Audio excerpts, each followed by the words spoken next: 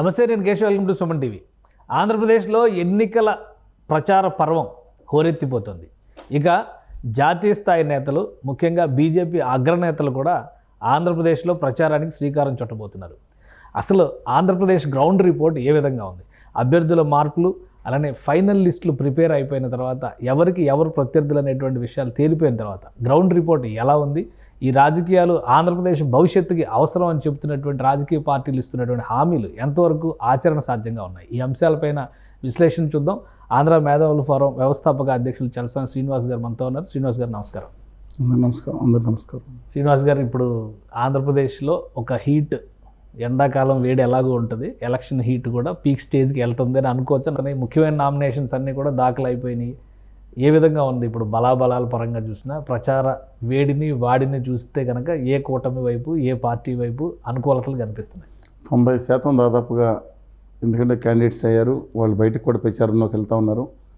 ఇప్పుడు కొంత అంచనాల దగ్గరగా వచ్చే అవకాశం ఉంటుంది. కానీ ఆంధ్రప్రదేశ్లో దురదృష్టం ఏంటంటే, సమస్యలు, ప్రజల యొక్క సమస్యల మీద కానీ, భావితరాలకు అవసరం దాని కానీ చర్చలు జరగట్లేదండి కేశవ్ గారు. వాడిని ఎవరో వీడు ఏదో అన్నాడని, లేదా ఒక శాడిస్ట్ అన్నాడు, ఆయన సైకో అన్నాడని, లేదా భార్యలు పిల్లల గురించి దీమే చర్చలు చేసి వాళ్ళ వీరాభిమానులు మొత్తం సోషల్ మీడియాలో దీంట్లో నింపేస్తున్నారు. ఇది అన్ఫార్చునేట్ కదండి. ఈ దేశంలో అనేక రాష్ట్రాలు చూశాను. కనీసం మీరు ఇప్పుడు తమిళనాడు అంటే భావవేశం ఎక్కువ ఉంది, తెలంగాణ అంటే మూమెంటు, ఉద్యమాలు జరిగినాయి అన్న ఒడిశా దగ్గర నుంచి ప్రతి ఒక్కళ్ళు కూడా ఆ రాష్ట్ర అభివృద్ధి గురించి చర్చలు జరుగుతూ ఉంటే, ఆంధ్రప్రదేశ్లో మాత్రం పక్క నాయకుడి కుటుంబం గురించి, పక్క నాయకుడి పేర్ల గురించి చర్చలు జరుగుతూ ఉన్నాయి. ఎంత దౌర్భాగ్యం అండి ఇది. ప్రజలు అసలు దీన్ని పట్టించుకునే స్థితిలో ఉన్నారు. వాళ్ళకి కల్ట్ సెక్ట్ కింద తీసుకెళ్ళిపోతున్నారు. ఒకళ్ళ మీద ఒకళ్ళకి ద్వేషం పెంచేసి, ఇంకా మనకేం అక్కర్లేదు. వీళ్ళు ఎలా ఉందంటే, నేను చెప్పింది డెఫినెట్గా ఇవాళ ఎన్నికలు అయిపోవచ్చు, తర్వాత కూడా నా మాట ఖచ్చితంగా ఆలకిస్తారు. ఎలా పరిస్థితి వచ్చిందంటే, వీళ్ళు వైఎస్ఆర్ కాంగ్రెస్ పార్టీలో ఉన్న కొంతమంది ఇక మనకి చంద్రబాబు, కళ్యాణ్ బాబు రాకుంటే చాలు, రాష్ట్రం బాగుపడి దాని ఉంటే అయిపోద్ది, ఇంకా రావు, సర్వనాశనం అయిపోయింది, ఇంకా రాదని ఒక బ్యాచ్. ఇక తెలుగుదేశంలో ఉన్న వీరామాలు కొంతమంది, ఇక మా రాష్ట్రానికి హోదా ఏ నాశనం అయిపోయినా జగన్మోహన్ రెడ్డి గారు వెళ్ళిపోతే చాలు, రాష్ట్రం బాగుపడిపోద్ది. అంటే సమస్య ఇంకేమీ లేదు. వ్యక్తిగతమైన దోషాల ద్వారా, లేదా వ్యక్తిగత ద్వేషం ద్వారా, వ్యక్తిగత ఆరాధన ద్వారా ఇవాళ రాజకీయాలు నడిపే పరిస్థితికి ప్రజల్ని కొంతమంది దుర్మార్గంగా రాజకీయ పార్టీలు, సోషల్ మీడియాలు, మీ సోషల్ మీడియా కాదు, ఎవరి సోషల్ మీడియా అంటే వారి సొంత సోషల్ మీడియాలో ఈ నెట్టేసే పరిస్థితి విపరీతమైన. ఎవరికి వాళ్ళు ఇప్పుడు ఈరోజు సీఎం గారు వైఎస్ఆర్సీపీకి సంబంధించిన సోషల్ మీడియా వారియర్స్ అందరినీ ఒక దగ్గర పెట్టి మీటింగ్ ఆర్గనైజ్ చేశారు. అటు ఐటీడీపీ కూడా ఆల్రెడీ అలాంటి ఇంటర్నల్ మీటింగ్స్ జరుగుతూనే ఉన్నాయి. సో ఈ ఇన్ఫ్లుయెన్స్ ప్రజల మీద ఉంటుందా అసలు? మోడీ గారు 1999 ఎన్నికల్లో సోషల్ మీడియా ఇన్ఛార్జ్ కింద మీరు చూశారు. ఆయన బాగా తెలుసు సోషల్ మీడియాలో ఆయన ఎలాగా జరుగుతుందో. బాగా 2014లో చాలా బాగా వాడుకున్నారు. ఇప్పుడు అన్ని పార్టీలు వాడుకున్నారు. లాస్ట్ టైము పీకే టీం గారు పెట్టారు, ఇప్పుడు ఐపాక్ టీం అయింది. ఇలా రాబిన్ గారు ఈయన టీము, కళ్యాణ్ గారు ప్రస్తుతం ఏ టీం లేదనుకుంటా. వీళ్ళందరూ ఇప్పుడు ఒకళ్ళ మీద వీళ్ళందరూ, మన వాళ్ళందరికీ ఒక notorious Bihar criminal from Bihar అన్న వ్యక్తి ఒక పార్టీకి ఆరాధ్యం అయిపోయాడు ఇప్పుడు త్రూ బ్యాక్ డోర్. ఏది కోడి కత్తి కుట్రలు చేశాడన్నారు, లేదా ఇంకో కుట్రలు చేశాడన్నారు, మమతా బాజీ కాల్ది, ఆయన ఆరాధ్యదైవం అందరికి కాకుండా కొంతమందికి. వాళ్ళ దురదృష్టం ఏంటంటే, వీళ్ళ పోల్ మేజర్స్ చేసేటట్టు వీళ్ళు ఆడుతున్నారు. స్వతంత్ర రాజకీయ వ్యవస్థ ఎన్నుముకలు చచ్చిపోయినాయి. నేను చెప్పింది కొంత బాధాకరంగా నిజం. ఎన్టీ రామారావు లాంటి దమ్మున్న నాయకుడు కానీ, లేదా ఒంటరిగా వెళ్తానని నిలబడిన రాజశేఖర రెడ్డి గారు కానీ, కనీసం నేను అభివృద్ధి విజన్తో ముందుకెళ్తానని 2 ఎలక్షన్స్ నిలబడిన 99 దగ్గర చంద్రబాబు నాయుడు గారు కానీ, ఇప్పుడు ఇష్యూస్ ఏం కాదు, ఏది కావాలన్నా ప్లీజ్ కాంటాక్ట్ కన్సల్టెంటీ పొలిటీషియన్. ఎక్కడ చేయాలి సర్వే చేసిస్తారు. ఎందుకంటే ఏ పార్టీలో ఉండేది, వైఎస్ఆర్ కాంగ్రెస్ పార్టీలో లాయల్గా ఉన్న వాళ్ళకి అప్పుడు వేరే ఉండేదని. ఇవాళ వాళ్ళు జరుగుతున్న ట్రీట్మెంట్ ఏంటి? తెలుగుదేశం పార్టీలో ఉండగా సభలోనే వెళ్ళి అక్కడ ఒట్టి వసంత్ గారితో దెబ్బలాడి అక్కడ తన్నులు తిని ఇబ్బంది పడి, ఇవాళ వైఎస్ఆర్ కాంగ్రెస్ పార్టీ అధికారంలోకి వచ్చిన తర్వాత అరెస్ట్ అయ్యి నానా ఇబ్బందులు కూడా రిలీజ్ అయ్యి గేట్ బయటకు వచ్చేటప్పటికి మళ్ళీ అరెస్ట్ చేసి మళ్ళీ లోపల పెట్టి ఇంకో కేసు మీద పెట్టిన నరకయాతన పడ్డ చింతనమైన ప్రభాకర్. సరే, ఆయన అక్కడ ఇసుక కేసు అది జరిగింది పక్కన పెట్టడం మామూలుగా, దట్స్ డిఫరెంట్. ఇప్పుడు చాలామంది బయటపడతారు, కొంత బయటపడరు. కానీ చెప్తున్నా, నేను నాట్ సపోర్టింగ్ దట్. కానీ ఆయనకి బీఫారం వస్తుందో రాదో ఇవాళ, అంటే ఇవాళ 23వ తారీఖు వరకు బీఫారం రాపోయినా వస్తుందో రాదో, బీజేపీ కరుణ కటాక్షాల మీద ఆరాట దౌర్భాగ్య స్థితికి తీసుకెళ్ళిపోయారు. అటుపై ఇటు కూడా వైఎస్ఆర్ కాంగ్రెస్ పార్టీ కూడా. ఇక జనసేన పార్టీలో గౌరవనీయులు, నేను గౌరవించే బుద్ధప్రసాద్ గారు తెలుగు భాష కోసం మా అనుబంధం ఉన్నాం. అలాంటి వాళ్ళందరూ తెలుగుదేశం పార్టీ నుంచి దాంట్లో చాలామంది వెళ్ళిపోయారు. ఇక ఉత్తర భారతీయ జనతా పార్టీలో అందులో ఎవరండి క్యాండిడేట్స్ పోటీ చేసేవాళ్ళు మీరు చెప్పండి. మాలో అడుగుతున్నాం, మనం మాట్లాడుకుందాం. 6 ఎంపీలు ఉన్నారు చెప్పండి. అందులో ఆ పార్టీ క్యాండిడేట్ ఎవరు? భూపతిరాజు శ్రీనివాస వర్మ గారు. మేము ఆ పార్టీ విధానాలను వ్యతిరేకిస్తాం, ఆయన ఓడించడం ప్రయత్నిస్తాం, అది వేరే సంగతి. కానీ అసలు పురంధేశ్వరి గారు 10 సంవత్సరాల పాటు కాంగ్రెస్ పార్టీలో మంత్రిగా ఉండి ఓడిపోగానే దీంట్లోకి వచ్చారు. ఆఖరి వరకు మంత్రి పదవితో పట్టుకునే ఉన్నారు ఆవిడ. వాళ్ళ హస్బెండ్ డాక్టర్ గారు వైఎస్ఆర్ కాంగ్రెస్ పార్టీ, ఈవిడ బీజేపీలో ఉన్నారు, ఆయన వైఎస్ఆర్ కాంగ్రెస్ పార్టీ. వాళ్ళ అబ్బాయి సెంచురామ్ హితేష్ గారు, ఆయన వైఎస్ఆర్ కాంగ్రెస్ పార్టీ సిటిజన్షిప్ ఇబ్బంది అయ్యి ఆయనకు రాలేదని ఈయన తీసుకున్నారు. వాళ్ళ మరిది గారు, వాళ్ళ తమ్ముడు గారు, వాళ్ళందరూ తెలుగుదేశం పార్టీలో ఉన్నారు. ఉండటం తప్పు కాదండి అసలు. అది ఏం జరుగుతుంది ఎవరన్నారంటే వాళ్ళు ఏదో మాట్లాడుకునే పరిస్థితుల్లో నేను అంటున్నాను. మొత్తం ఎక్కడికి వెళ్ళిపోతుందని పరిస్థితి మీకేమైనా అర్థం ఉందా? ఒకటి ఇప్పుడు అది అందరికీ ఆల్రెడీ తెలుసు. ఇంకోటి ఏంటంటే గెలిచిన తర్వాత ఎవరు ఏ జెండా పట్టుకుంటారో కూడా అర్థం లేని అయోమయ స్థితిలో ఆ పార్టీలో ఎవరండి? ఆవిడ తప్ప కాదు. అదే కదా. కాదు, కిరణ్ కుమార్ రెడ్డి గారు ఎవరు చెప్పండి నాకు. కిరణ్ కుమార్ రెడ్డి గారు ఎవరు? ఈ కాంగ్రెస్ పార్టీ గురించి మాట్లాడతా, కాంగ్రెస్ పార్టీని వదిలేసి చెప్పుల పార్టీ పెట్టి నేను లాస్ట్ బాల్ వరకు ఆడతానని ఏం చేశారు? రాష్ట్రం ఏమైపోయిందో చూశారు మీరు. మొట్టమొదటి జరిగి ఉంటే కాదు, ఆయన కాన్ఫిడెన్స్ ఓవర్ కాన్ఫిడెన్స్ ఎవరు రాష్ట్రం ఆంధ్రప్రదేశ్ విభజిత ఆంధ్రప్రదేశ్ అయిపోయింది. అది ఆయన వేరే పార్టీ పెట్టుకుని, నేను అసలు కాంగ్రెస్ పార్టీ మొదటిసారి ఎక్కడ ఆల్రెడీ వీడిపోయి ఆ పార్టీ పెట్టుకున్నారు. ఆయన క్యాండిడేట్. ఇక ఆయన కొత్తపల్లి గీతా గారు ఎవరండి?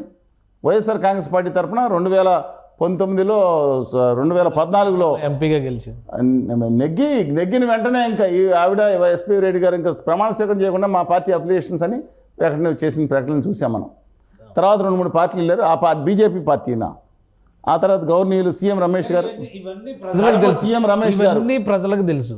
ప్రజలు ఓటు వేస్తారా లేదా ఇప్పుడు నేను చెప్తున్నాను. ఎక్సెప్ట్ ఆయన అక్కడ ఉత్తర భారతీయ జనతా పార్టీ 10 సీట్లు వచ్చినాయి. ఆ 10 సీట్లో మళ్ళీ ఇప్పుడు అసెంబ్లీ సీట్లు 10, అందులో మళ్ళీ తెలుగుదేశం వాళ్ళే చాలామంది ఉన్నారు. ఎవరున్నారు తెలుగుదేశం వాళ్ళు అంటే మాజీ తెలుగుదేశం వాళ్ళు. ఏది నిన్నటి వరకు అది కాదండి. ఆ వరప్రసాద్ గారు టికెట్ ఇవ్వలేదు, నేను ఇంకా టికెట్ చూస్తున్నాను, నేను లోపల తిరుపతి వెళ్ళి బీజేపీ పార్లమెంట్ అభ్యర్థికి డిక్లేర్ చేసింది. ఆయన ప్రజారాజ్యం తరఫున వచ్చారు రాజీనామా చేసి. మంచివాడే కానీ చెప్తున్నాను.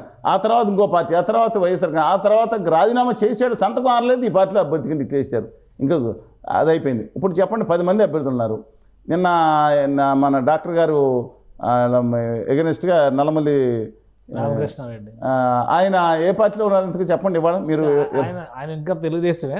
ఇవాళ 23వ తారీఖు సాయంత్రం రాత్రికి మీరు చెప్పండి ఏ పార్టీలో ఉన్నారో తెలియదు. బీజేపీకి పంపిస్తారండి. ఎల్ఎన్ మొర్రో నాకు తెలియదు. ఒకటి అంటే శ్రీనివాస్ గారు, ఒకటి ఏంటండి ఇది, 2004 ఎలక్షన్స్ లో కాంగ్రెస్ పార్టీ దానవ నాగేంద్రకి టికెట్ రిజెక్ట్ చేస్తే రాత్రికి రాత్రి తెలుగుదేశం టికెట్ తీసుకుని గెలిచేసి మళ్ళీ రాజీనామా చేసి గవర్నమెంట్ పోయింది, మళ్ళీ కాంగ్రెస్ గవర్నమెంట్ వచ్చింది అనగానే అక్కడ రాజీనామా చేసి సర్కస్ ఫీట్లన్నీ ప్రజలు చూశారు, ప్రజల మెమరీలో ఉంటాయి.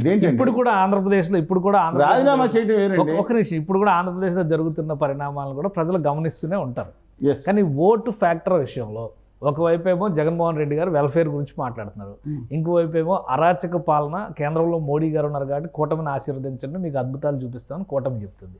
ఎవరి వైపు ప్రజలు ఉన్నారు? మనం సర్వేలు చేయకూడదు కానీ అంచనాలు నేను ఖచ్చితంగా చెప్తున్నాను. పెద్దలు, విజ్ఞులు, అనేక మంది సర్వే సంస్థల యొక్క మిత్రులు ద్వారా కానీ, నాతో సహచరులు, నాతో కలిసి దశాబ్దాలు నడుస్తున్న విశ్వవిద్యాలయ ప్రొఫెసర్లు, మాజీ వైస్ ఛాన్సలర్లు, స్టూడెంట్ లీడర్సు, ఉద్యోగులు, అందరూ కలిపి, మిత్రులు అందరూ కలిపి నాకు కూడా రోజుకో జిల్లా పర్యటన చేస్తూనే ఉంటారు కదా, ఏవో ఒక విగ్రహావిష్కరణలను, ఉండి నారాయణస్వామి గారిని గొప్ప వ్యక్తిత్వం. మనం ఈ టైంలో ఒక గొప్ప వ్యక్తిత్వం నారాయణస్వామి గారిని, అలాంటి ఆయన విగ్రహావిష్కరణకి పోలవరం సాధన సమితి అధ్యక్షులుగా ఉన్నారు. తిరుగుతూనే ఉంటాను, వందల మందిని కలుస్తూ ఉంటాం. ఈ నేపథ్యంలో ఒకటండి, దీంతో పాటు ఇంకొక సమాచారం, 3 సమాచారాలు క్రోడీకరించి చెప్తున్నాను నేను. అంటే అద్భుతాలు జరిగిపోయిన, అర్ధరాత్రి మారిపోయిందని ఎవరు చెప్పలేదు, కన్సిస్టెంట్గా చెప్తున్నాను. మనం మాట్లాడుకున్న దాంట్లో కూడా గత సెప్టెంబర్ వరకు దాదాపు 125-130 స్థానాలు వస్తాయేమో. కూటమి అంటే వామపక్షాలు, తెలుగుదేశం, జనసేన అనుకునే పరిస్థితి, బీజేపీ లేదు అనుకునే పరిస్థితి నుంచి ఎప్పుడైతే ఉత్తర భారతీయ జనతా పార్టీతో తెలుగుదేశం పార్టీ బలవంతం పొత్తు పెట్టుకోవాల్సి వచ్చిందో, వాళ్ళు బలవంతం చేశారు, వీళ్ళ బలవంతం చేశారో, వీళ్ళు రేపు చేసి ఏదో జరిగింది అక్కడ. మనం చెప్పలేము, ఏదో జరిగింది ఆ గదిలో. అందువలన అది వచ్చిన తర్వాత మాత్రం 20-25 సీట్లు తగ్గిపోయినాయి. నేను ఎవరన్నా మీరు గమనించండి. సో కూటమికి తగ్గిపోయింది. కూటమి తగ్గిపోయి జగన్మోహన్ రెడ్డి గారి యొక్క పక్షానికి, అంటే వాళ్ళ ఫ్యాన్స్ ఒప్పుకోవచ్చు. మా అన్నకి 220 సీట్లు అంటారు, ఏదే 175 అంటే వేరే ఫ్యాన్స్ ఒప్పుకోరు. పవన్ కళ్యాణ్ గారి ఫ్యాన్స్ అసలు ఒప్పుకోదు, 300 తక్కువ మాట్లాడరు వాళ్ళు. మీ అన్న 220 అయితే మాకు 300 వస్తాయంటారు. సరే అందరూ అంటలేదు కొంతమంది. అందువల్ల ఇవన్నీ పరిగణన తీసుకుని చూస్తే 70 నుంచి 75 స్థానాలు వైఎస్ఆర్ కాంగ్రెస్ పార్టీకి 42.8% ఓటింగ్తో, 100 నుంచి 105 స్థానాలు 45.3% ఓటింగ్తో కూటమికి, 3.9% వైఎస్ఆర్ తెలంగాణ పార్టీ మాజీ అధ్యక్షురాలు, కాంగ్రెస్ పార్టీకి ఆంధ్రప్రదేశ్ శాఖ ప్రస్తుత అధ్యక్షురాలుగా పనిచేస్తున్న షర్మిల గారి నేతృత్వంలో కాంగ్రెస్ పార్టీతో సహా, దాంతో పొత్తు పెట్టుకుని నిజాయితీగా హోదా విభజన హామీల కోసం వెయిట్ చేస్తున్న వామపక్షాలు, ఇతర ఇండిపెండెంట్లకి ఇతరులు అందరూ కలిపి 3.9%, నోటాకి 1.14%. ఇవన్నీ మనం గమనిస్తున్నాం. కానీ విచిత్రంగా ఇంతకుముందు లేనట్లు మన ఏప్రిల్కి నాటికండి ఇంతకుముందు 6.86% దాదాపుగా అన్డిసైడెడ్, ఇతరులకు 3.9. ఓకే, అన్డిసైడెడ్ 6 అంటే 3-4% ఉండేది యాక్చువల్గా. ఇది పెరిగిపోయింది. కూలంకషంగా దాన్ని శోధిస్తే ఏంటంటే, ఎక్కువగా ఉన్న ముస్లిం మైనారిటీస్ మిగతా వాళ్ళు ఓ పక్కన తెర ముందు పొత్తు ఇళ్ళు పెట్టుకున్నా తెర పొత్తు వాళ్ళు అనుకుని ఆ అయోమయ స్థితిలో ఉన్నదా లేదా ఏం చేయాలని అర్థం కానీ వాళ్ళు ఎక్కువ మంది ఉన్నారు. అందువల్ల ఇప్పటికి కూడా వాళ్ళు చిరుసగం వచ్చినా సరే ఇదే మెయింటైన్ అవుతుందండి. 75, 70, 75, 100, 105. వాళ్ళు కనుక వాళ్ళు ఒక్కలే కదా మైండ్స్, మిగతా వాళ్ళు కూడా అన్డిసైడెడ్, ఇంటలెక్చువల్స్, మిగతా వాళ్ళు ఇతరుల కేటగిరీలో ఇతరులు కదా అన్డిసైడెడ్ 6% అన్నారు. ఇతరుల కేటగిరీ 3.9% కాంగ్రెస్ లో సీట్లు వచ్చే అవకాశాలు ఏమైనా ఉన్నాయా? అవతల క్యాండిడేట్ ఏదైనా జరిగితే తప్ప ఇంకా కాంగ్రెస్ పార్టీ ఇంకా వెయిట్ చేస్తుంది. ఎవరైనా సీట్ రాకుండా ఆఖరి నిమిషంలో వచ్చేసి ఇండిపెండెంట్ ఎగుతారు కదా. ఇవాళ కాంగ్రెస్ పార్టీకి ఎక్కడా కూడా డిపాజిట్ రావడం అనేది కొన్ని చోట్ల జరుగుతున్నాయేమో, మిగతా చోట డిపాజిట్ కూడా వచ్చే పరిస్థితి లేదు. ఒక ఊపు గవర్నీలు రాహుల్ గాంధీ గారు ప్రత్యేక హోదా మీద మొదటి సంతకం పెడతా అన్న తర్వాత తెలంగాణలోను కర్ణాటకలోను బోత్ స్టేట్స్ ఫర్ ఆంధ్రప్రదేశ్ రెండు వచ్చిన తర్వాత ఊపు పెరిగిందండి 2.5%. షర్మిల గారు వచ్చిన తర్వాత సరే కొంతమంది బాగా ప్రచారం చేస్తా ఉన్నారు, డిఫరెంట్ ఇష్యూ. బట్ వాళ్ళకి మాత్రం 3.9% రావచ్చు. అందులో సిపిఎం పార్టీ అరకు లాంటి కొన్ని చోట్ల పోటీ ఇవ్వచ్చు, కాంగ్రెస్ పార్టీ కూడా కొన్ని చోట్ల పోటీ ఇస్తుంది. బట్ నెగ్గితే ఒక సీట్ నెగ్గుతుందేమో, లేదంటే అది కూడా లక్కీగా 150 స్థానాల పైగా డిపాజిట్ పోయే అవకాశం కూడా కనపడుతుంది కాంగ్రెస్ పార్టీకి. నిన్న శర్మ గారికి కూడా డిపాజిట్ వస్తున్నారో అదో చెప్పలేం. మీరు మళ్ళీ ఎన్నికలు అయిన తర్వాత మనం మాట్లాడుకుంటాం. కడప లోక్సభ అంటే ఇప్పుడు నెగ్గేస్తామనే చెప్తున్నారు. ఆవిడ తప్పులేదు, ఆవిడ వైఖరి నేను తప్పట్ను, ఆవిడ నెగ్గుతామని చెప్తారు. 4 లక్షల మెజారిటీ వస్తుందని చెప్పొచ్చు. కానీ అంటే ఇప్పుడు వివేక కేసుని ప్రజలు పక్కన పెట్టేస్తారు అనుకోవాలా? ఎందుకు పక్కన పెట్టింది? దేనికదే దేనికదే అండి. ఆవిడ సునీతగా న్యాయం జరగాలనే కోరికలు నిజమైన అర్థం ఉంది, దాంట్లో జరగాలి. కానీ అది వేరు, ప్రజల ఓటింగ్ వేరండి. అందువల్ల నా అభిప్రాయం ప్రకారం వాళ్ళకి 3.9% అన్డిసైడెడ్ ఓటర్స్ కనుక ఎన్మాస్గా వెళ్ళి ఏదన్నా రేపు పొద్దున వచ్చే మేనిఫెస్టో మీద అన్డిసైడెడ్ని పక్కన పెట్టి మీరు చెప్పినట్టుగా 6.86% వైసీపీకి అధికారానికి వస్తుంది అనుకుంటున్నటువంటి కూటమికి ఎంత వేరియేషన్? 2.5% వేరియేషన్ ఉంది. సో అన్డిసైడెడ్ ఎక్కువ వైసీపీకి ఫేవర్ అయితే మ్యాక్సిమం అంటే మ్యాసివ్గా పడాలి. ఓ 5% పడితే అప్పుడు వైకాపా పార్టీ కూడా ఫ్రేలో ఖచ్చితంగా ఉంటుంది. అసలు అటువంటి పరిస్థితులు కానీ అటువంటి రాజకీయ వాతావరణం కానీ ఉందా ఆంధ్రప్రదేశ్? ప్రస్తుతానికి కనపట్లేదండి. ఎందుకంటే కానీ డైనమిక్గా ఉంటాయి. ఇవాళ చెప్తున్న విషయం 15 రోజుల తర్వాత మేనిఫెస్టో, జగన్ గారి మేనిఫెస్టో వచ్చిన తర్వాత మారిపోయే అవకాశం ఉంటుంది. తెలుగుదేశం పార్టీ టిక్కెట్ల విషయంలో జరిగిన గొడవ మీరు చూశారు. శ్రీకాకుళం జిల్లా భవిష్యత్తు చెప్తున్నానండి, సిదిరి అప్పలరాజు గారు గట్టి పోటీ ఇస్తారు మత్స్యకారుల దాంట్లో నుంచి. సరే ఆయన మీద ఆరోపణ ఏదన్నా అవతలేపు కూడా గౌతమ్ శిరీష్ గారు చాలా గట్టిగా ఫైట్ చేస్తూ ఉన్నారు. కానీ అక్కడ అడ్వాంటేజ్ అది ఒకటే కొంచెం అడ్వాంటేజ్ ఉంది, మిగతాది కొంచెం అనుకునే పరిస్థితి నుంచి 25 రోజులు ఈ సీట్లు గొడవ వల్ల శ్రీకాకుళంలో వైఎస్ఆర్ కాంగ్రెస్ పార్టీ 5-6 సీట్లో గట్టి పోటీ ఇచ్చి వచ్చే పరిస్థితికి వచ్చేసింది. కొండూరు మురళి గారు రాజాం సీట్ ఉందండి, అది 5,000 మైనస్కి వెళ్ళి ఇప్పుడు మళ్ళీ ప్రెస్ రావచ్చండి. అలాగే మన గొండ అప్పల సూర్యనారాయణ గారు ఉన్నారు కదా, వాళ్ళు మిసెస్ గొండ లక్ష్మీదేవి గారు ఉన్నారు, వాళ్ళు కనుక ఇండిపెండెంట్గా నిలబడితే కనుక, లేదంటే ఇంకో డైరెక్ట్ సపోర్ట్ చేస్తే కనుక అక్కడ తెలుగుదేశం పార్టీ ఓడిపోయే పరిస్థితి ఉంది. ఇప్పుడు ఇండిపెండెంట్ నిలబడినా 30-40 సింపతితో వచ్చే అవకాశం ఉంది. ఆవిడ బోర్డు కట్టేసి నాకు రాజకీయాల సంబంధం లేదని ఇంట్లోకి వెళ్ళిపోయారు. వాళ్ళ క్యాడర్ వాళ్ళు తీసుకెళ్తున్నారు. అలాగే బెందాళం అశోక్ గారు ఆయన పని ఆయన చేసుకుంటే వెళ్ళిపోయినా మైనస్ ఉంది, వాళ్ళు టఫ్ అయిందని.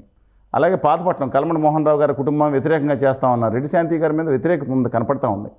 కానీ ఇవాళ రుద్దం మండలం ఒక మండలాధ్యక్షుడు సహా మోస్ట్ పవర్ఫుల్ మండలాధ్యక్షుడు రోజు క్రితం వెళ్ళి తెలుగుదేశం జాయిన్ అయ్యాడు. అంటే 5 రోజుల క్రితం 10 రోజుల క్రితం ఉన్న సిచ్యువేషన్ మారుతూ ఉంది. పాలిటిక్స్ ఆర్ డైనమిక్ అండి.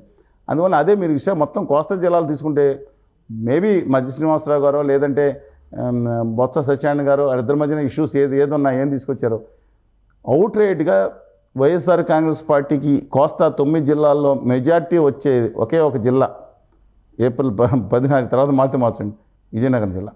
9 సీట్లకి లోయెస్ట్ 4 అనుకుంది, 5, 6, 7కి వెళ్ళిపోయే పరిస్థితి కూడా కనపడతా ఉంది ఆ ఒక్క జిల్లాలోనే. సో అంటే మేనిఫెస్టో ఇన్ఫ్లుయెన్స్ చేసే విధంగా ఓటర్ని, ఇప్పుడు అన్డిసైడెడ్ ఓటర్ని ఇన్ఫ్లుయెన్స్ చేసే విధంగా చేయడానికి ఒక మంచి మేనిఫెస్టో ఇవ్వడానికి అవకాశం కానీ ఆప్షన్ కానీ ఎవరికి ఉంది?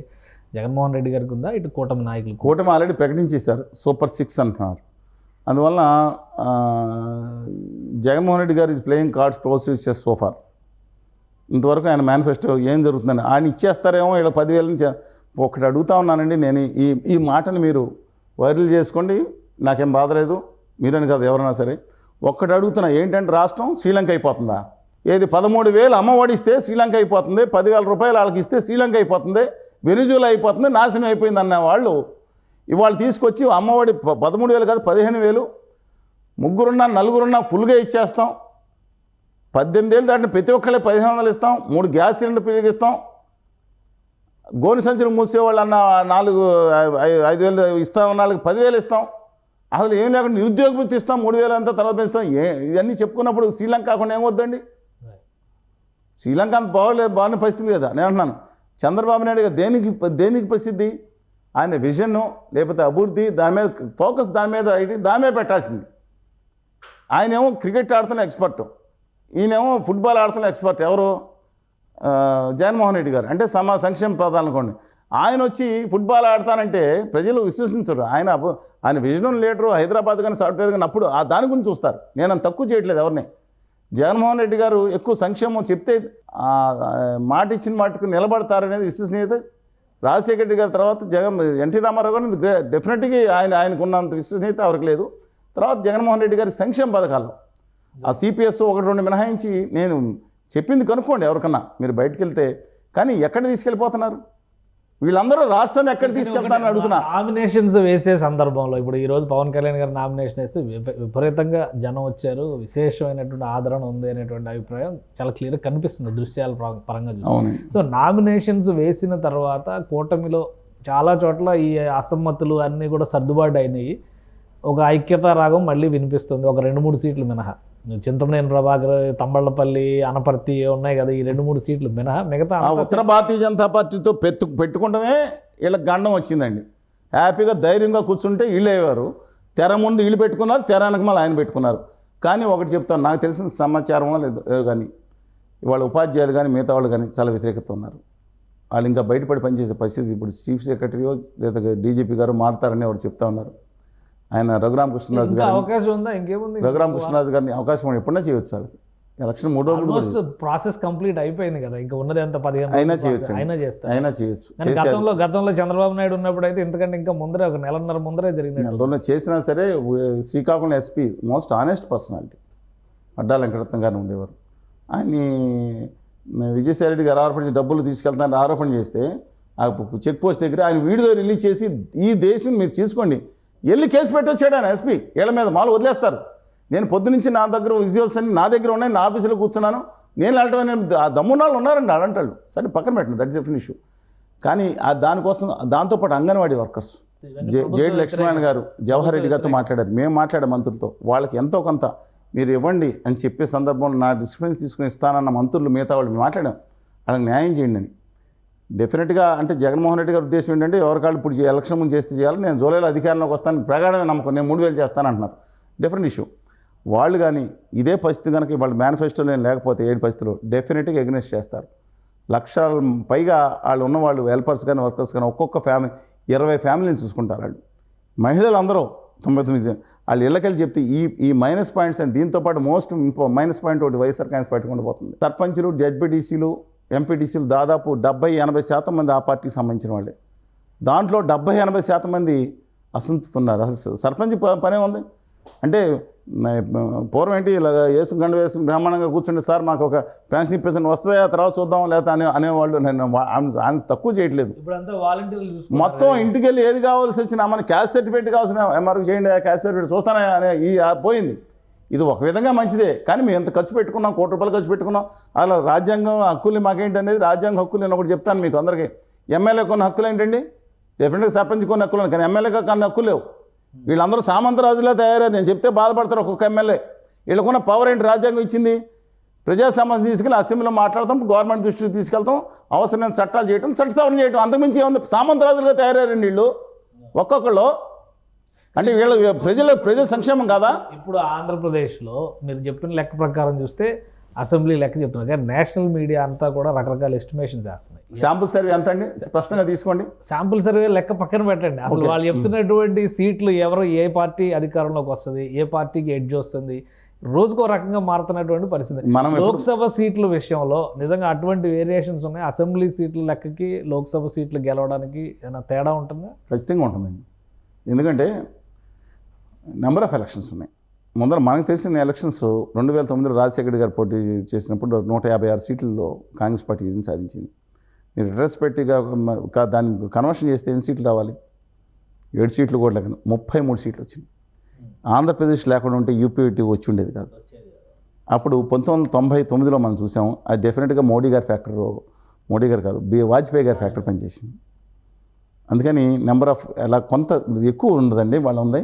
ఇవాళ విచిత్రం ఏంటంటే ఆంధ్రప్రదేశ్లో మోడీ గారు చెప్పారు. నిన్న దక్కన ఒక జాతీయ పత్రిక అని మాట్లాడారు ఇంటర్వ్యూ కింద మాట్లాడి, పురంధేశ్ ఎవరో మోడీ గారి పేరు చెప్పట్లేదంటే అంటున్నారు. మోడీ గారు చెప్తే అదో పెద్ద ఆంధ్రప్రదేశ్ పాలిటిక్స్ శాపంలా భావిస్తున్నారు జనాలు. అందుకని ఈ సంవత్సరం మోడీ గారి వేవ్ పనిచేయదు. ఆంధ్రప్రదేశ్ ప్రజలు కూడా కేంద్రంలో మోడీ గవర్నమెంటే వస్తుంది కాబట్టి బీజేపీని పాజిటివ్గానే చూడాలనే అభిప్రాయంతో ఉన్నారని కూటమి నేతలు చాలా గట్టిగా చెప్తున్నారు. వాళ్ళు ఏమండి వాళ్ళ భజన వాళ్ళు చేసుకోకపోతే ఎవరు చేస్తారండి? మోడీ గారిని చూడాలని అందరూ తహతాలు ఆడిపోతున్నారు. చంద్రబాబు నాయుడు గారిని జైల్లో ఆయన సహకారం లేకుండా ఏం చేశారని చెవులో పూలు పెట్టుకుని ఉన్నారా? మోడీ గారి సభలకి మోడీ గారి ఫోటో మాత్రమే ఉండాలి, మిగతా నాయకులు ఎవరిని ప్రొజెక్ట్ చేయదు, అలా ఉంటేనే మోడీ గారు వస్తారని కండిషన్ పెట్టారని ప్రచారం జరుగుతుంది. కండిషన్ కాదు, ఇప్పుడు ఇప్పిస్తారంటే ఏమని అమరావతి మీద పోలవరం మీద హామీ అంట, ఏదో రైల్వే లైన్ అంటే పుత్తూరు దగ్గర. ఏందండి అమ్మకు అన్నం పెట్టలేదు, ఇవాళ పెన్నమ్మకేమో వజ్రాల గాజులను, ఇంకో పెన్నమ్మకేమో అమెరికా నుంచి తెప్పించిస్తారు. ఆయన మట్టి నీళ్లు మొహం మీద కొట్టారు కదండి అమరావతికి తీసుకొచ్చి. ఏదది ఆ రోజు మనం మాట్లాడుకున్నాం కదా, ఆ ఉద్యోగ క్షణాలు కేసీఆర్ గారు ప్రాణం పోతున్నామని అనుకున్నాను నేను ఆ రోజు. కేసీఆర్ ఒక పక్కన నేను పక్కన స్టేజ్ మీద ఉన్నా, రైట్ సైడ్ స్టేజ్ మీద చూసుంటారు. సెంట్రల్ స్టేజ్ మీద ఉన్నా, రైట్ సైడ్ స్టేజ్ మీద ఉన్నా. నాకు ఒక క్షణం గుండె పట్టేసిందండి ఆ కేసీఆర్ గారు ఏమైపోతారని. అనవసరంగా పక్క రాష్ట్ర ముఖ్యమంత్రిని పిలిచాం, ఆయన ప్రాణానికి ఏమవుతుందని చెప్పి కంగారు పడ్డాను నేను. తెలుసా మీకు? అంత ఆందోళన ఎందుకు? చాలా. ఎందుకంటే పక్క రాష్ట్ర ముఖ్యమంత్రిని మనం పిలిచినప్పుడు ఈయన ఎందుకంటే అక్కడ యమునా నది నీళ్లు తాగితే పోతారని పచ్చిగా కాలుష్యం నొరగలు వచ్చేసి భయంకర నీళ్ళండి, తాగితే టికెట్ గ్యారంటీ అంట. ఈయనేమో మోడీ గారు వెళ్ళి ఆ నీళ్ళు పట్టుకొచ్చారంట. ఆ మూత తీస్తారేమో, మొదటి మూత చెంచి ఎవరికి ఇస్తారని భయపడి తెచ్చారండి. పాపం కేసీఆర్ ఇస్తే ఉంటారా? అమరావతిలోనే పోసారు కాబట్టి అమరావతి అయిపోయింది అంటారు. అది కాదండి, అలాంటి భయంకర నీళ్ళు ఇచ్చి ఆ మట్టి మొహాన్ని కొట్టి 1500 ఎన్నికల మీద ఇచ్చి ద్వారకా కన్వెన్షన్ సెంటర్కి 25,000 కోట్లు ఇవ్వడానికి వెళ్ళి ఎంత బాధగా ఉంటుందండి. ఇవన్నీ పొలిటికల్గా చేసేటువంటి స్టేట్మెంట్లు. ఆల్రెడీ ఆంధ్రప్రదేశ్ను మినహాయించి చూసినా కానీ జాతీయ స్థాయి రాజకీయాల్లో చూస్తే బీజేపీకి అనుకూల లేదు. నేను చెప్తున్నాను అనుకూల పవనాలు కాదు, మీడియా మేనేజ్మెంట్. 370 మీరు ఛాలెంజ్ చేస్తున్నారు. 370 రావనివ్వండి, ఏం చేయమంటారు చెప్పండి? మీరు రావంటారా? మీరు మేము ఛాలెంజ్ చేస్తున్నాం. బీజేపీ సూరత్లో ఏకగ్రీవం అయిపోయిందండి. నేను అదే చెప్తాను. 2029లో కరీంనగర్, ఆదిలాబాద్, వరంగల్, విశాఖపట్నం, విజయవాడతో పాటు మిగిలిన 500 అప్పుడు మారకుండా ఉంటే మిగతా 540 కాన్స్టిట్యున్సీలు కూడా ఏకగ్రీవం అవుతాయి. ప్రజాస్వామ్యం అనేది ఉండదు. ఇంకా ఏ రాష్ట్రాలు కూడా మనజాలో ఏక ఎన్నికలు. ఇక్కడ కనుక ఎలక్షన్ పోతే మోడీ గారు వచ్చి పరిపాలిస్తారు. ఇక్కడ మళ్ళీ ఇంకో కొత్త ఎన్నికలు పెట్టరు. అదే రాష్ట్రపతి పాలన పెడతారు, లేదా ఇంకోటి పెడతారు. వాళ్ళ ఆధిపత్యం నడుతుంది. ఇంకేమీ లేదు ఈ దేశంలో. ప్రజాస్వామ్యం ఉండదండి. అదే కదా జమిలీ ఎన్నికలు దేశం. అదేనండి దేశంలో ప్రజాస్వామ్యం. జమిలీ ఎన్నికలు వస్తే సిస్టమే అది కదా. ఆల్రెడీ అందరూ ఒప్పుకుంటేనే కదా. ఎవరండి ఒప్పుకున్నారు? ఎవరు ఒప్పుకున్నారు? పేక మీద కత్తిపెట్టి ఒప్పిస్తున్నారు. ఎవరు ఒప్పుకున్నారండి? ప్రజాస్వామ్యవాదులు ఎవరన్నా ఒక్క మనిషిని నీతి నిజాయితీ నిబద్ధతను ఒప్పుకోమని భయపడి బెదిరించి ఇవాళ చంద్రబాబు నాయుడు గారు ఇష్టమే పొత్తు పెట్టుకున్నారా? ఇవాళ ఆయన జగన్మోహన్ రెడ్డి గారు ఇష్టం అవుతుందా? ఒక విషయం, ఉత్తరాది రాష్ట్రాలన్నింటిలో ఆల్మోస్ట్ కాంగ్రెస్ వర్సెస్ బీజేపీ నడుస్తుంది. సరే మనం మాట్లాడుకుందాం, పాయింట్ మాట్లాడుకుందాం. దయచేసి అందరూ గమనించాలి. ఈ మిత్ అనేది మన ఏదైతే అబోధ కల్పన చేస్తుందో దయచేసి విభేదించే వాళ్ళు విభేదించవచ్చు. ఖచ్చితంగా మాట్లాడుతున్నా. ఇవాళ గుజరాత్లో 26 సీట్లకి 26 సీట్లు 2 సార్లు నెగ్గి బయటకు వచ్చింది. ఏది? ఉత్తర భారతీయ జనతా పార్టీ. ఇవాళ నేను విత్ డ్యూ రెస్పెక్ట్ చెప్తున్నాను, 26 సీట్లు ఇంకోసారి నెగ్గితే వాళ్ళకేమైనా బహుమతిగా హ్యాట్రిక్ కొట్టారని ఉన్నాయి. 50 సీట్లు ఎవరు కదా. ఇవాళ గుజరాత్లో కూడా 3-4 కాన్స్టిట్యున్సీ తగ్గే అవకాశం కనపడుతుంది. కమింగ్ బ్యాక్ టు రాజస్థాన్, పీక్కి వెళ్ళిపోయిందండి ఇది. రాజస్థాన్ ఎన్ని సీట్లు ఉన్నాయి? రాజస్థాన్లో 25 ఉన్నాయి. 25కి మొన్న ఎన్ని నెగ్గారండి 2019లో? 25, 24 ప్లస్ 6 వాళ్ళ మిత్రపక్షం 25 సీట్లు స్వీప్ చేశారు. ఈసారి జరిగిన నిన్న మొదటి దశ ఎన్నికల్లో కూడా జరిగిన పని చూశారు కదా. మ్యాక్సిమం పోయేటట్టు కనపడేటప్పటికి మైండ్ బ్యాలెన్స్ కోల్పోయారు. ఏమయ్యారు? ముస్లిమ్స్ ఇతర రాష్ట్రాల నుంచి మీ మంగళసూత్రాలు లాగేసుకుంటారు. ఇదా ప్రధానమంత్రి చేయాల్సిన? ఒక మంత్రి డిప్రెషన్లో, ప్రధానమంత్రి ఒక డిస్ట్రెస్లోకి వెళ్ళిపోతే తప్ప గౌరవ ప్రధానమంత్రి ఇలా మాట్లాడవచ్చండి. ఈ దేశానికి ప్రధానమంత్రి అయిపోయింది.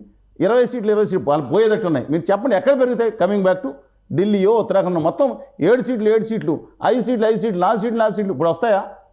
ఇవాళ ఢిల్లీలో తీసుకోండి 2 సార్లు వచ్చింది 7. ఇప్పుడు రమ్మనండి. ఆమ్ ఆద్మీ కాంగ్రెస్ మొదటిసారి కలిసి పోటీ చేస్తున్నాయి. ఇప్పుడు నెగ్గమనండి. కేజ్రీవాల్ గారిని జైల్లో పెట్టారు. మనీష్ సిసోడియా గారు లాంటి ఆయన తీసుకెళ్ళి జైల్లో పెట్టారు. అది మీరు ఇటు రండి, ఉత్తరప్రదేశ్ రండి. ఎన్ని సీట్లు ఉన్నాయి? 80కి 63 సీట్లు ఉన్నాయి. ఇవాళ ఆమ్ ఆద్మీ పార్టీ కాంగ్రెస్ మిగతా వాళ్ళందరూ కలిసి పోటీ చేస్తున్నారు కదా వాళ్ళ సిచ్యువేషన్లో. ఇవాళ చరణ్ సింగ్ గారికి భారతరత్న ఇచ్చామని ఆల్రెడీ వీళ్ళు పెట్టుకుని ఏది అక్కడ షారంపూర్, మేరట్, బాగ్పట్టు ఇవాళ పిలిబిత్ కూడా మేము మర్చిపోయిన వరుణ్ గాంధీ గారు కూడా తీశారు కానీ కొన్ని పైన ఉంటుంది. అది ఇవన్నీ కూడా ఏదైతే వెస్ట్రన్ యూరోప్లో అదే తీశారని సీట్ అంటున్నా. ఆయన వ్యతిరేకంగా మాట్లాడారు. ఇదేంటని చెప్పి న్యాయం మాట్లాడాడు, పక్కన పడేశారు. ఇవాళ ఈ సీట్లో కూడా వ్యతిరేకత వస్తున్న సందర్భంలో ఎక్కడి నుంచి గెలుస్తుందండి? పూణే వచ్చింది అనుకుందాం, 55, 60 వచ్చింది అనుకున్నది. యాజిస్ట్రీగా ఉంటుంది. బీహార్లో ఎన్ని సీట్లు ఉన్నాయండి? 40 సీట్లు. నేను చెప్పింది వెరిఫై చేసుకోండి. దాంట్లో 1-2 ఫ్యూ సీట్స్ మినహా మొత్తం అంతా కూటమి చేతిలో ఉన్నాయి. ఇవాళ రఘు ప్రసాద్ నా శవం మీద నేను అయినా పర్వాలేదు, నేను మాత్రం తలకాయ కేసుల గురించి నేను నిలబడతా అన్నాడు. ఈ దేశంలో ఆయన అవినీతి చేసి ఉన్నాడు, లేదా కూడా అంత ధైర్యం ఉన్నాడు ఎవరు లేరండి. ఆయన పాలబేడ చేసుకున్న తర్వాత వచ్చేస్తున్నాను. 40 సీట్లు ఉంటే 40 సీట్లు 35-39 సీట్లు ఆడుకుంటే ఇవాళ 10-15 సీట్లు తగ్గిపోతున్నాయి. ఏం ఉన్న 303లో ఇక్కడే 30 సీట్లు పోయినాయి. మధ్యప్రదేశ్ 8 సీట్లు అండి. మధ్యప్రదేశ్ నకుల్నాథ్ గారు, ఎవరు కమల్నాథ్ గారు కొడుకు, చింద్వారా సీట్లో ఒకటే నెగ్గాడు. మిగతా 28. అలాగే ఛత్తీస్గఢ్ 2 కలిపి 40 సీట్లు ఉన్నాయి. రాష్ట్రపతి 11 11. వీళ్ళకి 2-3 సీట్లు మొత్తం వీళ్ళకే ఉన్నాయి. అందులో వచ్చిన వాళ్ళు కూడా వీళ్ళకి వచ్చేసారు. ఇప్పుడు ఇవాళ 40లో ఇవాళ కనీసం 15 సీట్లు పోయేటట్టున్నాయి. ఇవాళ కమింగ్ బ్యాక్ టు మహారాష్ట్ర, మహాగాది సంఘటన పెట్టుకున్నారు. మహారాష్ట్రలో కూడా సింపతి ఉంది. అక్కడ ఎవరో బాల్ థాకరే గారి అబ్బాయికి సింపతి నడుస్తూ ఉంది. వాళ్ళు తీసుకుని కళ్యాణ్లోనేమో వీళ్ళ అబ్బాయికి పెట్టారు. ఎవరు ఏకనాథ్ షిండే గారి అబ్బాయిని పెట్టుకున్నారు. అయినా సరే వీళ్ళ మైనస్. కర్ణాటక వద్దాం ఫైనల్గా. కర్ణాటక ఎన్ని సీట్లు అండి? 28 సీట్లు. 28 సీట్లో బీజేపీకి ఎన్ని ఉన్నాయండి? 25 ఉన్నాయి. 26 సీట్లు ఎవరిదండి? మన తెలుగు యాక్టర్ సుమలత గారు, మాండ్యా సీటు, ఇండిపెండెంట్ గారు అంబరీష్ గారు మిస్సెస్, ఆవిడ బీజేపీ. అదే 26 సీట్లు ఉన్నాయి. మళ్ళీ ఛాలెంజ్ చేస్తున్నా. ఎన్ని సీట్లు వస్తాయి? గెలుస్తాయా? ఒక తెలంగాణలో మాత్రం 4 సీట్లు ఉన్నాయి. ఇవాళ పరిస్థితుల్లో బీఆర్ఎస్ ఓటింగ్ దాదాపు 39-40% అనుకున్న ఓటింగ్ దాదాపు సగానికి పడిపోయినట్టు సర్వేలు చెప్తున్నాయి, అంచనాలు చెప్తున్నాయి. అది అందులో బీజేపీకి కాంగ్రెస్కి వెళ్ళొచ్చు. అంటే తెలంగాణలో పోటీ బీజేపీ వర్సెస్ కాంగ్రెస్ ఉంటుంది. ఇవాళ ఖచ్చితంగా కాంగ్రెస్ వర్సెస్ బీజేపీ ఉంటుంది నా అభిప్రాయం. నాకు బీజేపీ నచ్చుతుంది. ఎందుకంటే నాకేమో తగాదాలు లేవు. ప్రాబ్లం ఏంటి? ఆంధ్రప్రదేశ్కి తెలంగాణకి నమ్మద్రోహం ఏమని చేశారు, బడ్జెట్ చేశారు, విభజన హామీలు ఇవ్వట్లేదు. పైగా మతం కులం మీద తీసుకొచ్చి ఒక ఆవిడ వచ్చారు. వాళ్ళ అభ్యర్థిని మా పాలకొల పక్కన మొగల్తూరుని పుట్టారండి ఆవిడ ఉత్తర భారతీయ జనతా పార్టీ అభ్యర్థి. ఆవిడ ఇలా బాణం చూశాను, ఇలా చూసుకుని ఇలా మసీద్ మీదకి ఇలా వదిలిపెట్టి, ఆమె నర్తకి కదా కాబట్టి నర్తకి. అవునండి. ఆ సభలో మసీదుల మీద బాణాలు వేయాలా? వేసినట్టు చూపించాలా? చర్చిల మీద బాణాలు వేయాలా? ఇన్ని ముస్లిం పంపించాలని 4 కోట్లు. నేను అడుగుతున్నాను, ఈ సిచ్యువేషన్ తెలంగాణకు న్యాయం చేయాలా? ఒక నేషనల్ ప్రాజెక్ట్ ఇవ్వాలా? కనీసం మెట్రోకి ఆరు మెట్రోలకు ఇచ్చారు, లక్షల కోట్లు పెట్టి మెట్రోలు బుల్లెట్ ట్రైన్ వేసుకుంటున్నారు. తెలంగాణకు ₹10 మెట్రోకి ఇవ్వలేదండి, ఒక జాతీయ ప్రాజెక్ట్కి ఇవ్వలేదండి, ఐటీఆర్కి రూపాయి పెట్టలేదండి. కానీ తెలంగాణలో 12 సీట్లు గెలుస్తూ ఉన్నారు బీజేపీ. ఎవరికి ఎన్ని వస్తాయి మీ లెక్క ఏంటి? మీకు నా లెక్క ప్రకారం కనీసం 8 నుంచి 10, 11 సీట్లు కాంగ్రెస్కి వచ్చి 8 సీట్లు లోయెస్ట్ అండి. ఉత్తర భారతీయ జనతా పార్టీ అన్నానండి, దయచేసి విత్ రూ respects them I'm having lot of respects towards Shyama Prasad Mukherjee గారు. కాశ్మీర్ కోసం నేను దేశం కోసం ప్రయాణం అర్పించిన ఆయన. లేకపోతే వాజ్పేయి గారు, అది భారతీయ జనతా పార్టీ.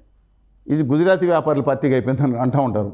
అందువల్ల నేను నితిన్ గడ్కరీ గారు ప్రధానమంత్రిగా కనీసం ఉమాభారతి గారితో మాట్లాడి నితిన్ గడ్కరీ గారు తెలియడం ఎంతో 5 నిమిషాలు ఆయన సమస్య పరీక్షించి నిధులు ఇవ్వండి ఆంధ్రప్రదేశ్లో అయితే మాట్లాడే మనుషులు వాళ్ళు. అందుకని వాళ్ళు ప్రధానమంత్రి నాకు అబ్జెక్షన్ లేదు.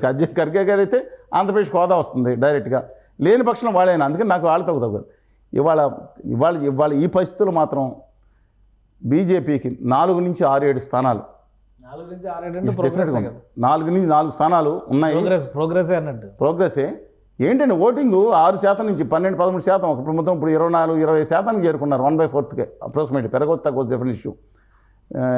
ఇప్పుడు బీఆర్ఎస్కి ఆ మెదక్ సీటు హరీష్ రావు గారు వీళ్ళందరూ కలిసి కృషి చేస్తే ఓ మెదక్ సీటును ఇంకొక సీటు కూడా చెప్పలేం ఇవాళ. అందుకని ఈ నేపథ్యంలో ఎంఐఎంకి ఒక సీటు రాసి పెట్టుకున్నారు.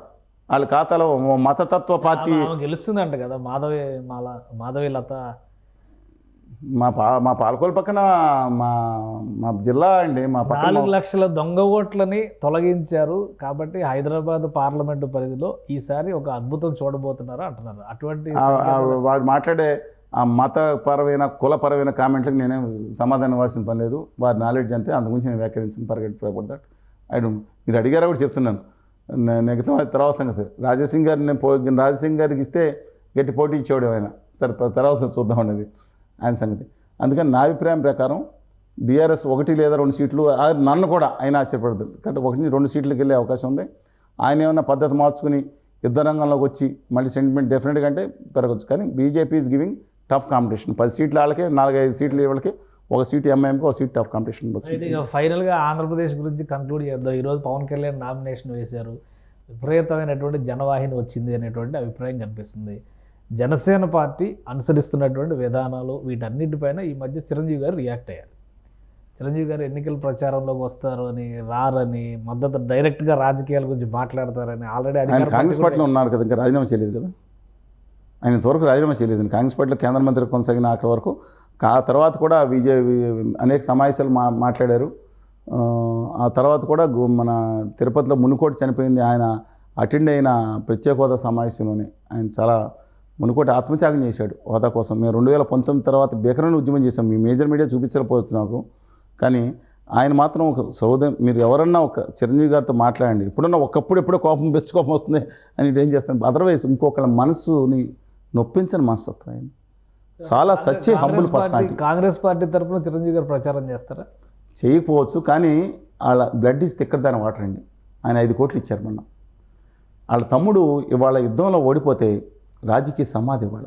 ఆయన ఏదో 25 ఏళ్ళు పోటీ ఏదో అనవచ్చు, కానీ అందుకనే ఆర్థిస్తున్నాను నేను, ఒక్కసారి అడగాలి కదా అని కళ్యాణ్ గారు స్టేజ్కి వచ్చి అడుగుతున్నారు.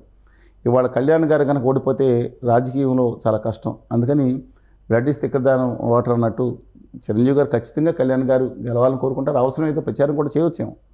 ఎందుకంటే సీఎం రమేష్ గారికి, పంచకల్ రమేష్ బాబు గారికి, పంచకల్ రమేష్ బాబు గారు ప్రజారాజ్యం నుండి చాలా మంది ప్రజారాజ్యం నుంచి వచ్చిన వాళ్ళే ఉన్నారు కదా ఈసారి ఎలక్షన్స్. ఇప్పుడు Tirupati MP candidate Praja Rajyam party నుంచి వచ్చిన ఆయన, అంతకు ముందర చూస్తే చాలా మంది ఉన్నారు. బట్ చిరంజీవి గారు ఆయన ఒక కూటమిలో ఉన్నవాళ్ళు, కూటమిలో ఉన్న ఆయన బహుశా బీజేపీ ఆయనకి ఎన్నో చెప్పుండొచ్చు, నేను ఎంపీ ఇస్తానుండొచ్చు, ఇంకోటి తెలియదండి. ఒకటి ఆయన తెలుసుకుని చూడ డిఫరెన్స్. కానీ తమ్ముడు గెలవాలని మనస్ఫూర్తిగా కోరుకుంటారండి.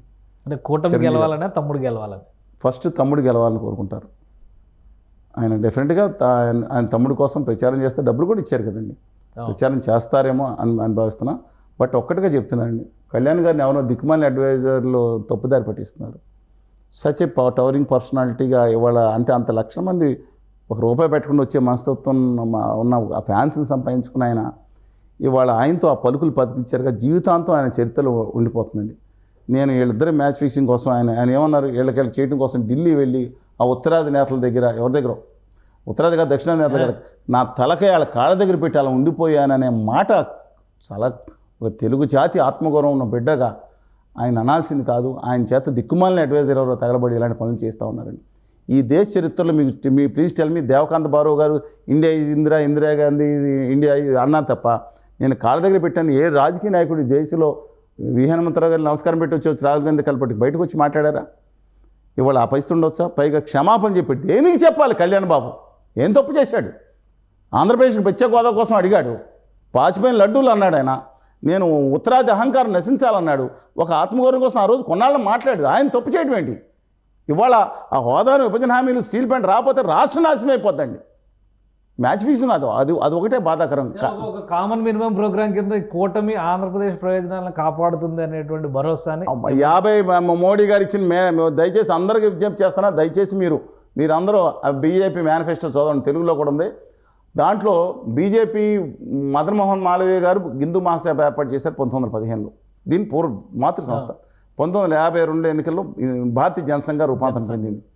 1977లో భారతీయ లోక్దళ్ చరణ్ సింగ్ గారి పార్టీలో ఇది కలిసిపోయి ఆ గుర్తు తీసుకుని ఆ కండిషన్ మీద పోటీ చేసింది, జనతా పార్టీకి మార్చారు. 1980లో ప్రస్తుతం భారతీయ జనతా పార్టీ ఒరిజినల్ ఉత్తర Bharatiya Janata party Gujarati party Bharatiya Janata party ఏర్పడింది. ఎప్పుడు కూడా ఈ రోజు వరకు మొన్నటి వరకు 2014-19 వరకు కూడా ఔర్ ఎక్ బార్ బీజేపీ సర్కార్ కానీ మొత్తం ఔర్ ఎక్ బార్ మోడీ సర్కార్ ఎక్కడ చూసిన మేనిఫెస్టోలో 53 ఫోటోలు ఉన్న చరిత్ర మేనిఫెస్టోలో ఈ ప్రపంచ చరిత్రలో ఈవెన్ కిమ్మో లేకపోతే ఇంకెవరున్నారండి,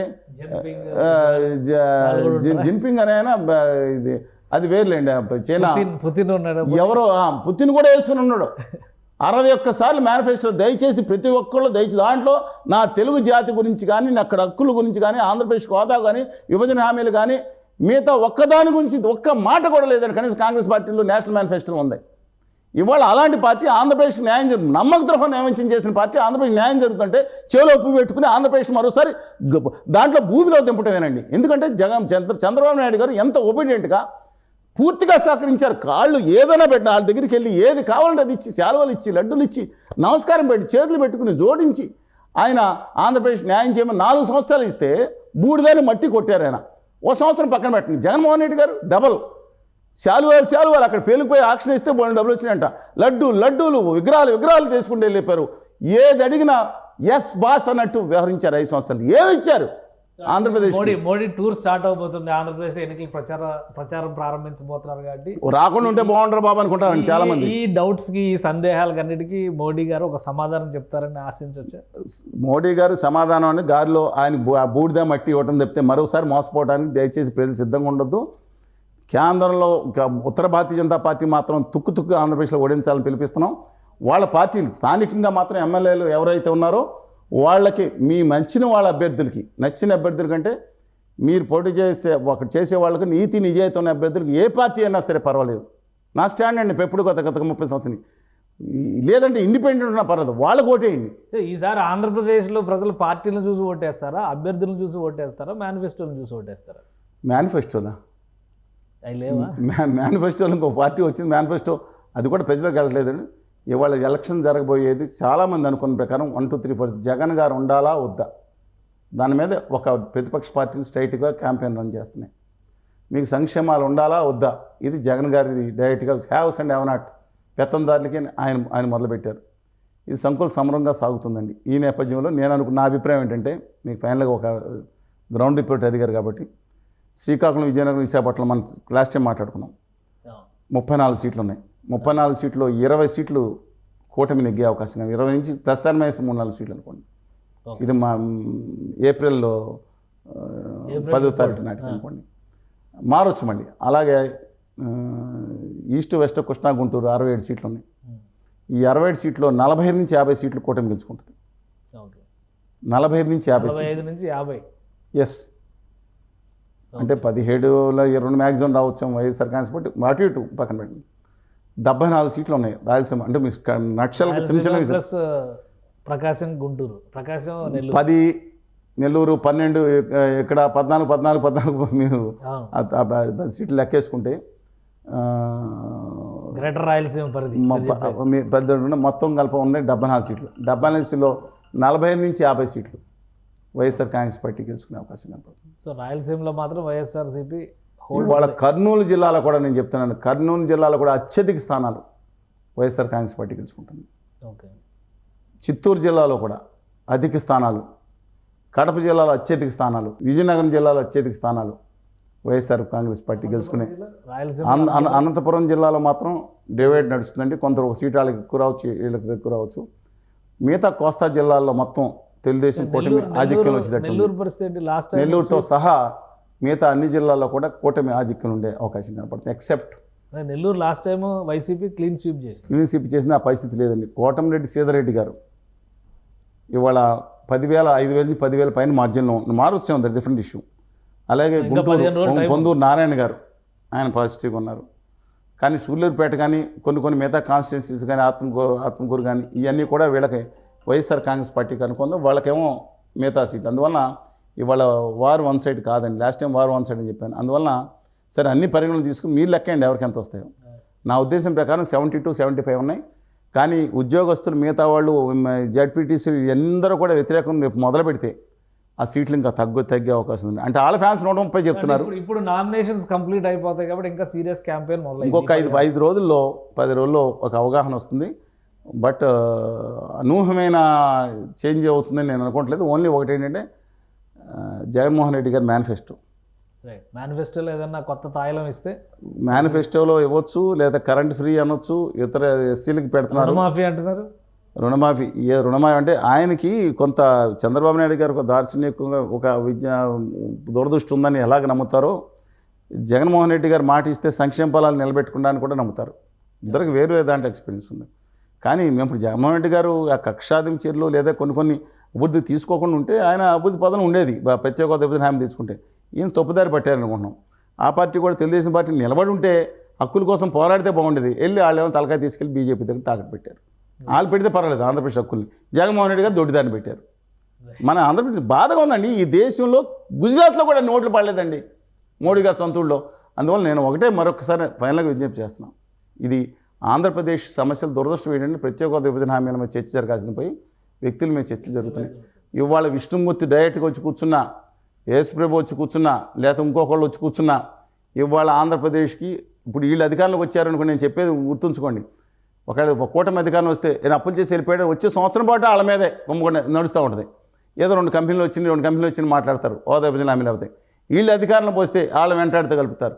రాష్ట్రం మాత్రం ఇబ్బందికరమైన పరిస్థితిలో పడకుండా ఉండాలంటే నేను ఒకటే కోరుతున్నా, దయచేసి మీ నియోజకవర్గంలో మంచి అభ్యర్థులు, నేను పార్టీ గురించి చెప్పట్లేదు, నీతి నిజాయితీ ఉన్న అభ్యర్థులు పక్కన ఉంటారు. జర్నలిస్ట్ ఉంటారు, రిటైర్డ్ జర్నలిస్ట్ ఉంటారు, మాస్టర్ ఉంటారు, లేదా సిపిఐ పార్టీలో ఉన్నారు. వాళ్ళకి వేయకూడదా? వాళ్ళు పుజ్యమాలు చేయడానికి కావాలి, ప్రజలను కాపాడటానికి కావాలి. వాళ్ళకి ఎందుకు వేయకూడదండి? ఎందుకని? ఇదే ప్రాబ్లము. ఇది ఒక టైప్ ఆఫ్ మెంటాలిటీ అండి. ఇది మనం ఎలా గెలి మీరు వేయండి ఓట్లు 30,000 వస్తాయి. ఒక ప్రాబ్లం ఇందులో ఏంటంటే నేను చిన్న డిఫరెన్స్ ఆఫ్ ఒపీనియన్ ఏం చెప్తానంటే, అసలు మొత్తంగా ఓటింగ్ వేసేదే 60%, 70% లేదండి, 80, 70, 80% మంది వేసిన మనకి 100% ఓటింగ్ ఎప్పుడు. అందులో కొన్ని ఓట్లు 70% ఓటింగ్ లో 30%, 35% వచ్చిన వాళ్ళు గెలుస్తూ ఉంటారు. చెప్పినట్టుగా మళ్ళీ మంచోళ్ళని ఈ చీలికలు ఎక్కువైతే చివరికి 25% వచ్చినట్టు కూడా గెలవడానికి అవకాశం అది కాదు. నెక్స్ట్ ఈసారి కనుక మంచి వాళ్ళకి నిజాయితీ పర్లు ఓట్లు 15% వచ్చింది. ఈసారి కదా లోక్సభ నేనైతే ఉన్నాను. ఆయన వద్దండి, ఆయన నిమిషానికి కూడా డాన్స్, రోజుకో పాట పాడే ఆయన గురించి నేను మాట్లాడతాను ఎందుకండి? నేను అదే సీక్వెన్స్ చెప్తున్నా. జనసేనకి అదే అన్నారు ఇప్పుడు అందరికి.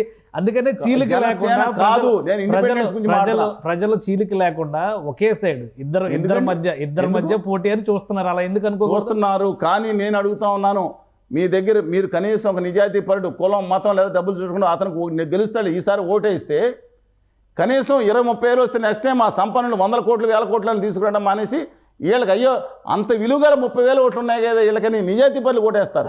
బూతులు తిట్టే వాళ్ళకి, బూతులు తిట్టే వాళ్ళకి, దారుణంగా దుర్మార్గాలు చేసిన వాళ్ళకి, ఆ నాయకుడిని తిట్టే వాళ్ళకి పేరు మార్చేసి వాళ్ళు పొగగానే సీట్లు ముందు వరుసలో కూర్చోబెట్టారు. ఇది రాజకీయం వీళ్ళది. ఎప్పుడో చెత్త మీద సెటకోపం పెడతారండి వాళ్ళందరూ. Right. Thank you Chalasani Srinivas గారు, మీ అభిప్రాయాలు తెలియజేస్తుంది. ఇది గ్రౌండ్ రిపోర్ట్స్ పరంగా చూస్తే ఆంధ్రప్రదేశ్లో ఆసక్తికరమైనటువంటి విశ్లేషణలు కనిపిస్తున్నాయి. ఒక్కో జిల్లా ఒక్కో వైపు మొగ్గు చూపుతున్నటువంటి పరిస్థితి. రాష్ట్ర ప్రయోజనాల కంటే వ్యక్తుల ఎజెండాగానే చర్చ ఎక్కువ జరుగుతున్నటువంటి పరిస్థితి ఉంది. ప్రజలకు మంచి చేసేవాళ్ళు, ఆంధ్రప్రదేశ్ భవిష్యత్తుకి గ్యారంటీ ఇచ్చేవాళ్ళని, అభ్యర్థులు లోకల్గా ఉన్నా కానీ ఎన్నుకోండి అనేటువంటి పిలుపు చలసాని శ్రీనివాస్ గారు ఇస్తున్నారు. ఇది special discussion. Keep watching. Suman టీవీలో మీ పర్సనల్ అండ్ బిజినెస్ ప్రమోషన్స్ కోసం కింది నెంబర్కి కాంటాక్ట్ చేయండి.